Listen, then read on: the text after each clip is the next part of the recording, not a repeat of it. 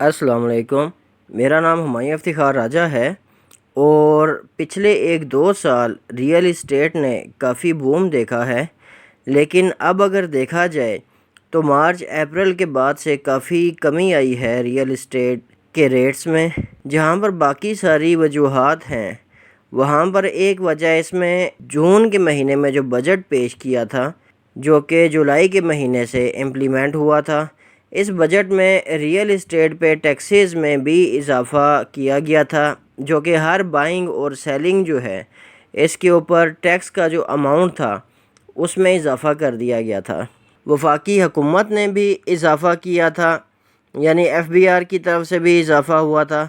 और पंजाब प्रोविंस जो है, इसकी प्रोविंशियल गवर्नमेंट जो थी उसने भी रियल इस्टेट पे टैक्सेस में इजाफ़ा कर दिया था।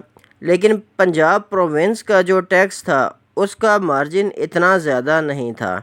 याद रहे, पंजाब की हुकूमत जो टैक्स कलेक्ट करती है वो स्टैम्प ड्यूटी की शक्ल में कलेक्ट करती है। जब भी आप लोग कोई प्लॉट बाय करते हैं, आपको CBT के साथ स्टैम्प ड्यूटी भी देनी पड़ती है। पहले इसका अमाउंट 2% होता था, जो कि पिछली हुकूमत ने कम करके 1% कर दिया था।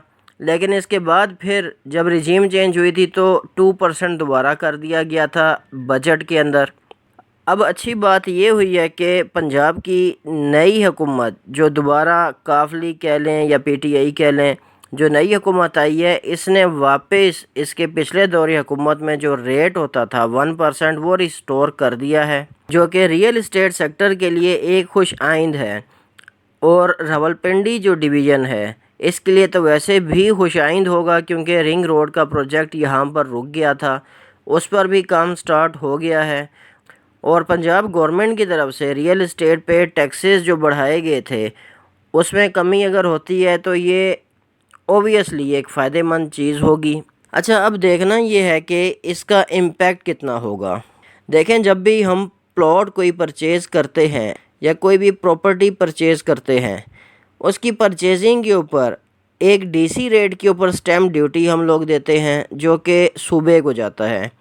लेकिन इसके साथ CBT भी दिया जाता है।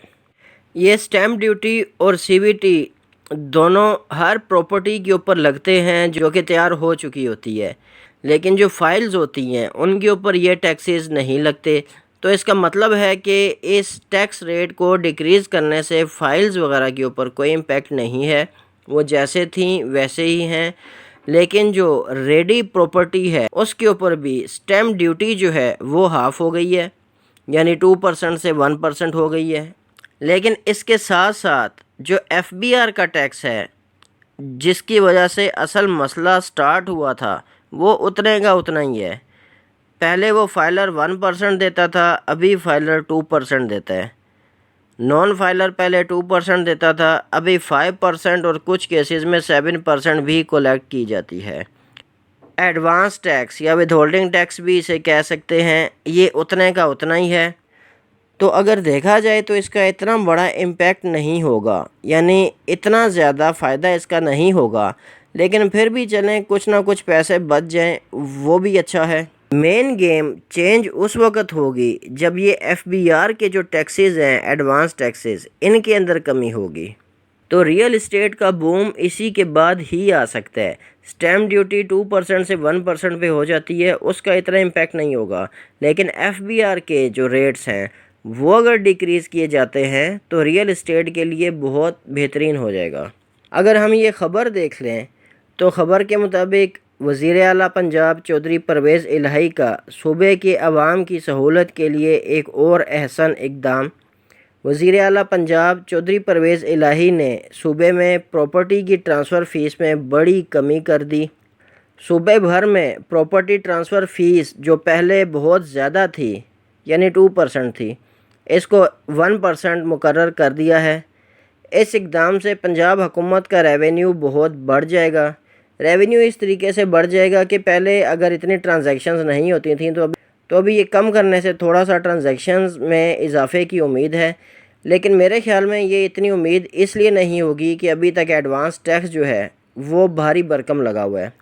अच्छा, ख़बर में आगे है कि پنجاب حکومت نے یہ فیصلہ صوبے کی عوام کے وسیع تر مفاد میں کیا ہے۔ اس فیصلے سے صوبے بھر میں رجسٹریوں میں اضافہ ہوگا اور عوام کو ریلیف ملے گا۔ اس اقدام سے تعمیراتی صنعت کو بھی فروغ ملے گا اور روزگار کے لیے بے پناہ مواقع پیدا ہوں گے۔ وزیر اعلیٰ پنجاب چودھری پرویز الہی کی زیر صدارت اجلاس ہوا تھا۔ اس اجلاس میں senator member board of revenue Zahid Akhtar Zaman, principal secretary وزیر اعلیٰ پنجاب محمد خان بھٹی اور سیکرٹری خزانہ افتخار امجد نے شرکت کی۔ اچھا چلیں، اس اقدام کا تھوڑا بہت فائدہ عوام کو تو ہوگا، لیکن زیادہ فائدہ سوسائٹیز کو بھی ہو سکتا ہے۔